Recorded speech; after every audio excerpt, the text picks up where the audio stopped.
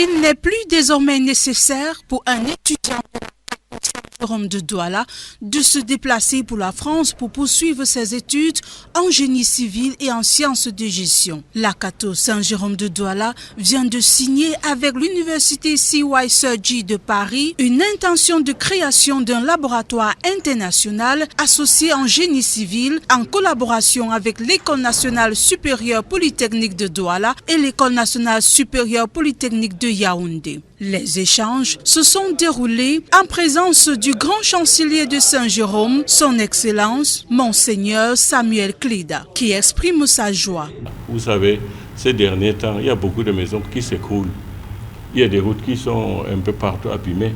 Si nous avons des ingénieurs bien formés, ils pourront, n'est-ce pas, nous faire du bon travail et développer notre pays.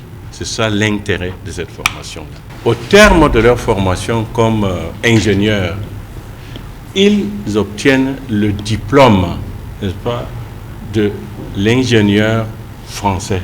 Ici, au pays, il n'a pas besoin de se déplacer. Et ce qui nous permet aussi, nous, Saint-Jérôme, d'être au niveau, n'est-ce pas, d'être capable de dire que les étudiants que nous formons ont le même niveau que tous les autres étudiants en Europe ou ailleurs. Vous voyez, et cela nous rassure beaucoup. Et les parents devraient en fait nous faire confiance. Et je dirais qu'eux, ils sont, n'est-ce pas, comme une sorte de boussole qui nous oriente, qui nous guide dans ce travail de formation d'ingénieurs-là. Pour Laurent Gatineau, président de CY Cergy, c'est un partenariat gagnant-gagnant. Très concrètement, c'est une équipe d'enseignants-chercheurs, tous évidemment qualifiés, reconnus de très bon niveau, qui apportent donc des compléments de formation par rapport à une maquette qui a été élaborée en commun, et donc qui permettent à l'ensemble des étudiants du cursus donc d'avoir une double diplomation française et camerounaise. Et donc effectivement en termes d'employabilité, parce que c'est l'objectif, Monseigneur le rappelait, réussir à avoir des jeunes bien formés et qui s'insèrent professionnellement, c'est l'objectif que l'on partage. Et aujourd'hui, je crois que ce dispositif montre toute sa pertinence, puisque globalement, l'ensemble de nos équipes pédagogiques sont très heureuses de revenir en mission chaque année. Les deux parties ont convenu de mettre ensemble leurs énergies pour l'organisation d'un colloque en octobre 2024 à Saint-Jérôme sur le thème Action numérique et développement durable, la possibilité de délocaliser l'école doctorale en sciences, l'ingénieur et sciences de gestion à Saint-Jérôme et l'organisation des séminaires de formation sous forme de certification en génie civil en collaboration avec l'Ordre national des ingénieurs de génie civil du Cameroun. La signature de ce partenariat s'est achevée avec la visite des laboratoires de la Cato Saint-Jérôme de Douala.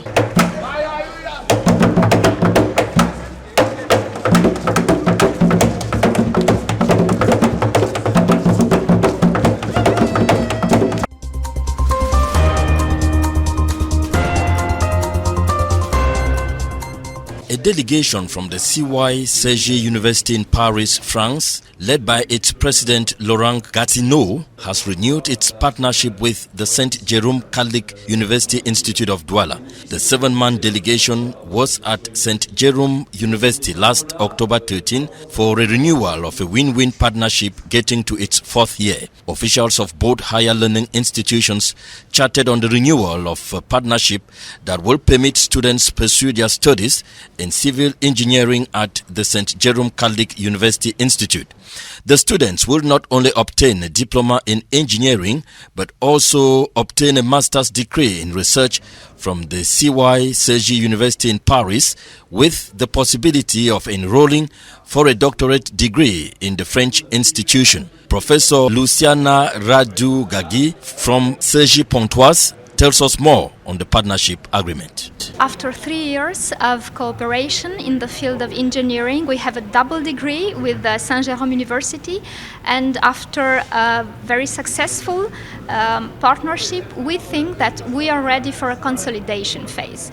The initiative is equally aimed at extending the innovations to other branches of the St. Jerome Polytechnic.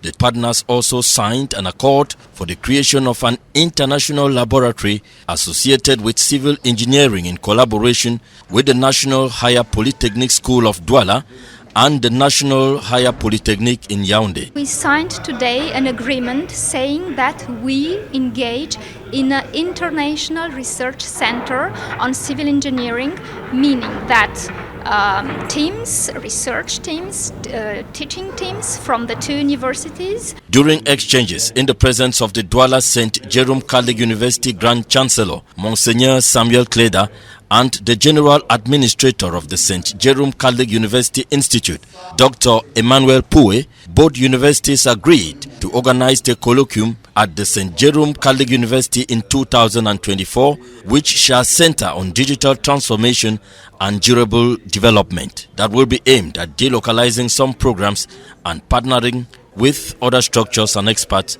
especially in the engineering field.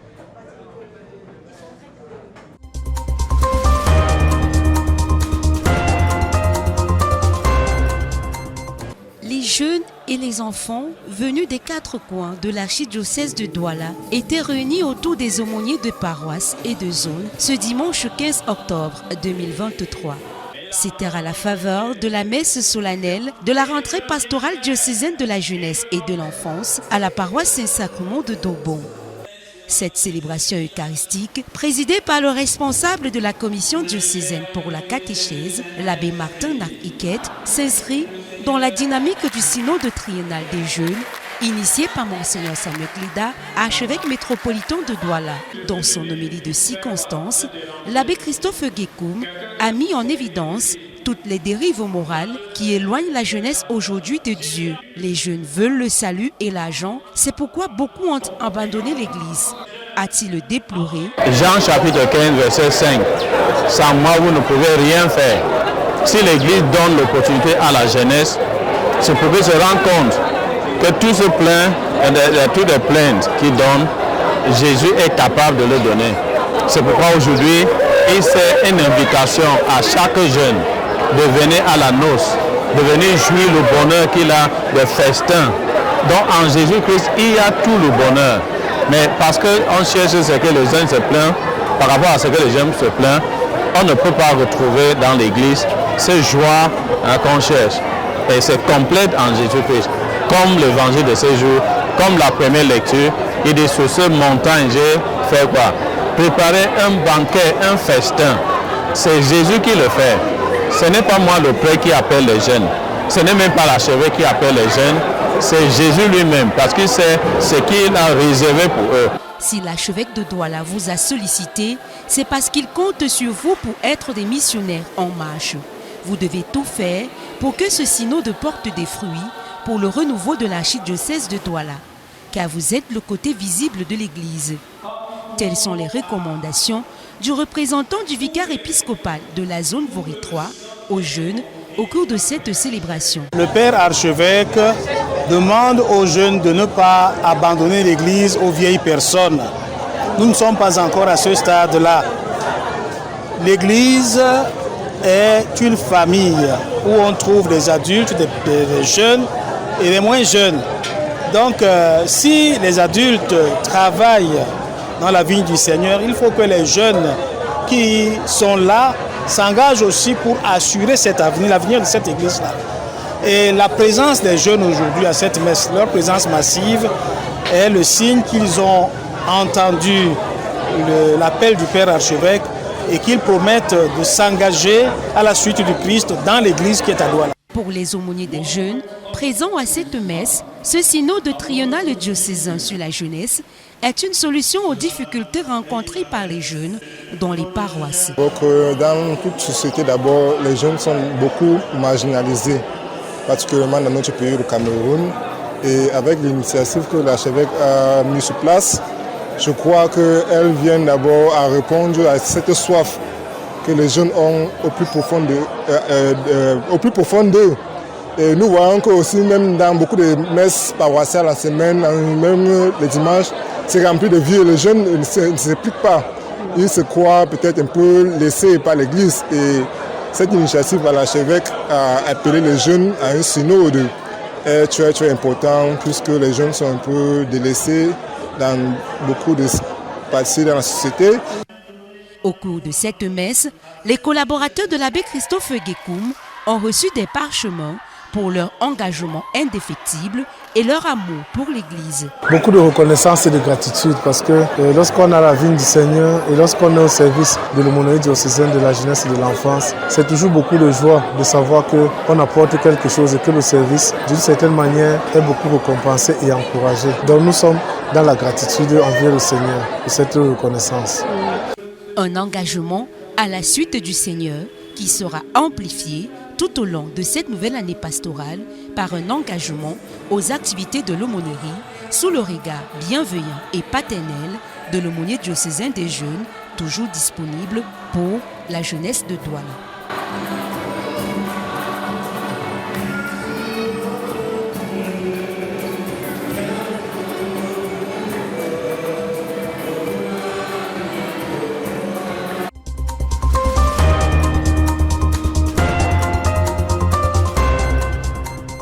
Young people and infants from all over Douala Archdiocese gathered around their parish and zonal chaplains on Sunday, October 15, 2023 for the start of the 2023-2024 pastoral year.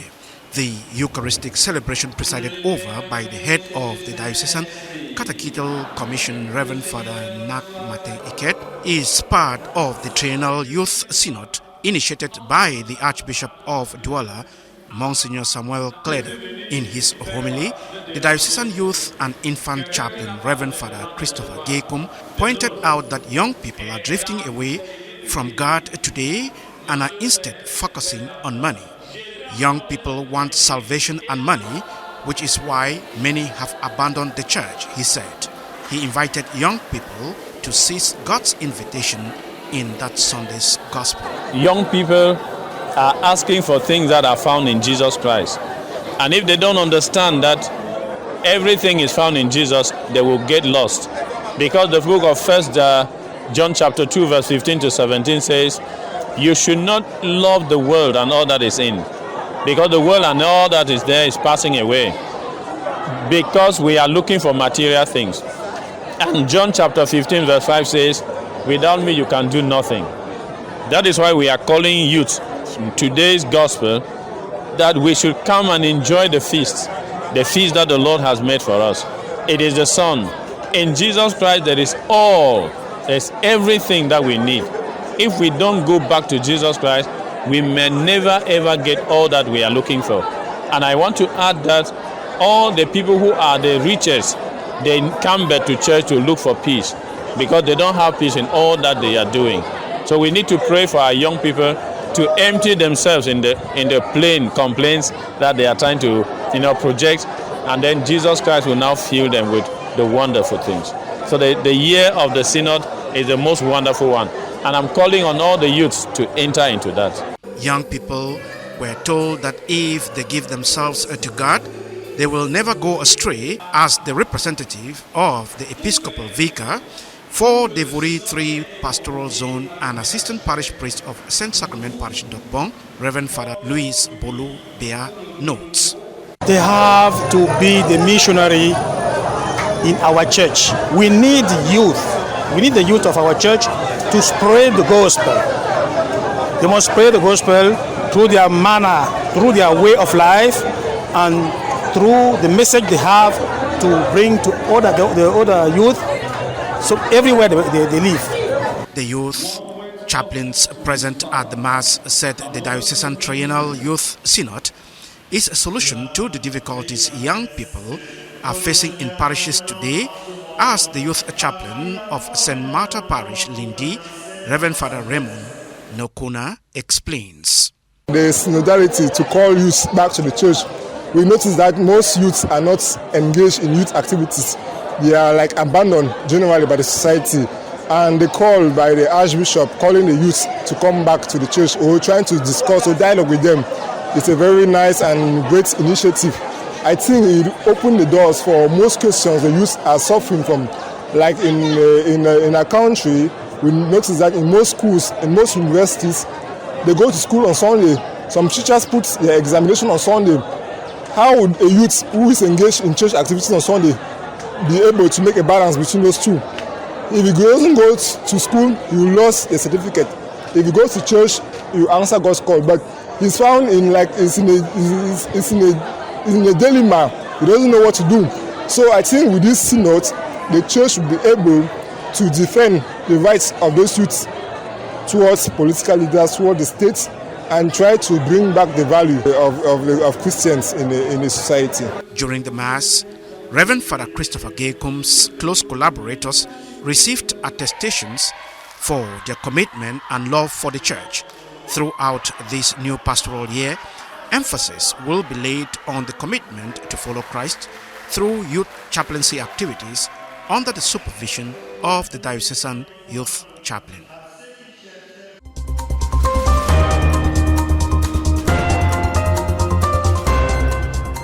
C'était ce dimanche 15 octobre 2023 à la cathédrale Saint-Pierre-et-Paul de Douala, au cours d'une messe d'action de grâce présidée par l'évêque du diocèse de Deya, Monseigneur Jean Bosco Ntep. Les gouverneurs de la région du littoral Dieudonné Vahadiébois et de l'ouest Awa Fonka Augustine ont pris part à la célébration. Avant leur consécration, les 200 promus ont au préalable passé 18 mois à l'école de Saint-Joseph, saint patron de l'association catholique Men Association, pour s'imprégner de ses vertus afin de mieux les vivre dans leur vie chrétienne. Monseigneur Jean Bosco Ntep a centré sa méditation sur l'évangile tiré de Saint Matthieu chapitre 22, versets 1 à 14. Il a fait remarquer que certains chrétiens viennent tous les jours à la messe, mais ne vivent pas la parole de Dieu dans leur vie. S'appuyant sur la symbolique du vêtement de noces, il a souligné que cela exprime les œuvres de notre conversion, autrement dit, notre pleine adhésion à l'enseignement de notre Seigneur Jésus-Christ. Les vêtements de noces, ce sont les œuvres de notre conversion. Et nous devons porter notre conversion au jour le jour. Il n'y a pas que j'ai été baptisé du temps des Allemands ou du temps des Bénédictins. C'est chaque jour qu'il faut se convertir. Alors, il ne faut pas se laisser surprendre. Parce que celui-là qui revenait du champ, il n'avait pas les œuvres de sa conversion. Ce n'est pas le vêtement, ce n'est pas l'habit qu'il portait, mais il n'avait pas l'esprit de conversion. Aux 200 membres qui se sont engagés à servir l'Église à travers le Catholic Men Association, Monseigneur Jean Bosco Ntep a donné des éclairages sur le sens de leur engagement qui est de répondre à l'appel du Seigneur tous les jours et d'être toujours un signe de sa présence dans la société. Un mouvement comme celui-ci donne beaucoup d'espoir parce que là aujourd'hui, on a je ne sais pas combien de dizaines de personnes qui se sont engagées et comme je connais les choses, ils vont continuer à travailler pour très longtemps. Et nous aimerions avoir des associations de ce genre qui vont travailler donc au jour le jour pour leur propre conversion, mais aussi pour le soutien de l'Église. Rappelons que les 200 nouveaux membres sont issus des 18 paroisses de l'archidiocèse de Douala. Pendant 2 jours, les membres du comité exécutif ont tenu des séances de travail et remis des offrandes au petit séminaire Saint-Paul de Nilon, au grand séminaire Paul VI de Nkombodol et à l'orphelinat Saint-Jean de Dedo. Le Catholic Men Association est implanté dans 23 diocèses du Cameroun et compte 10 000 membres.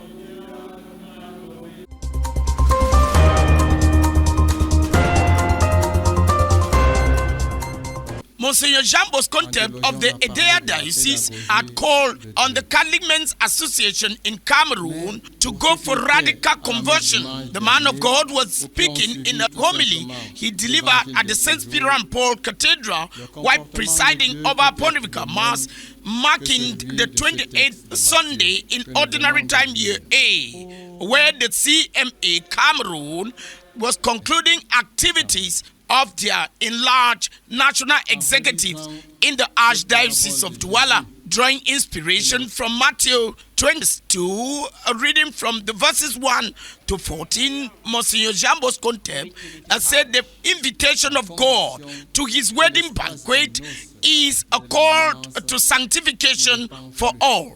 Reverend Father Kisito Stephen Fobi is the General Chaplain of CMA Cameroon. We expect them to build up good Christian families because we believe that the family is the nucleus of society.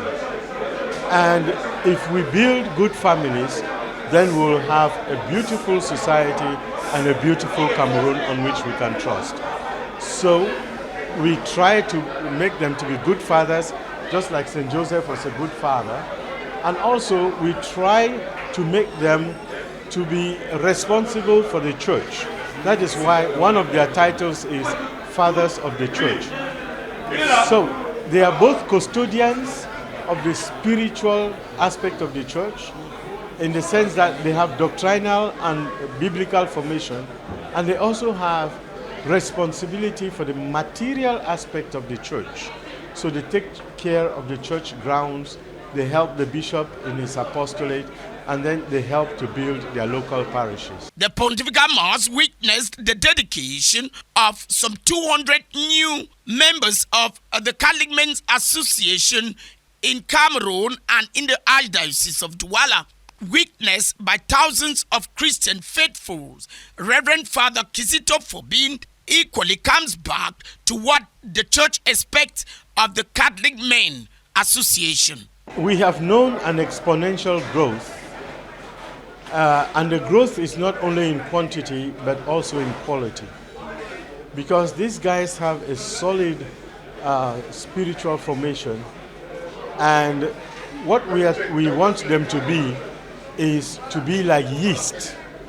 So they work invisibly in society and they change society from within rather than imposing the change from without.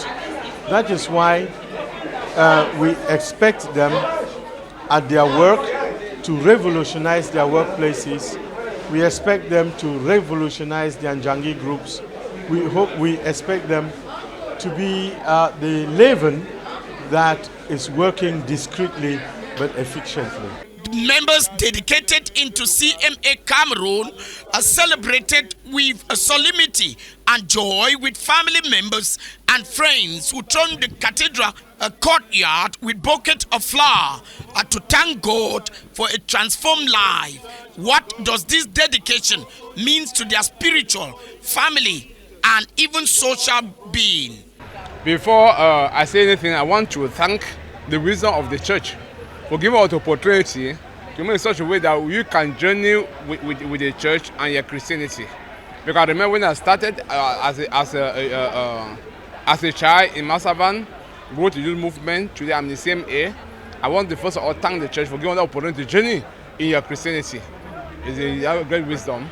I want to say being a member of the CMA is first of all a privilege, because many men have longed to be in this association, but it's not easy. And I'm happy because one lesson that I learned, which is very important, that I should be the parish priest of my house before any society.